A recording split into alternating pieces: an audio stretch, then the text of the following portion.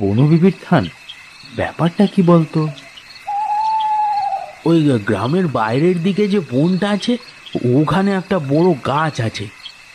ওই জায়গাটাকেই সবাই বন বিবির থান বলে।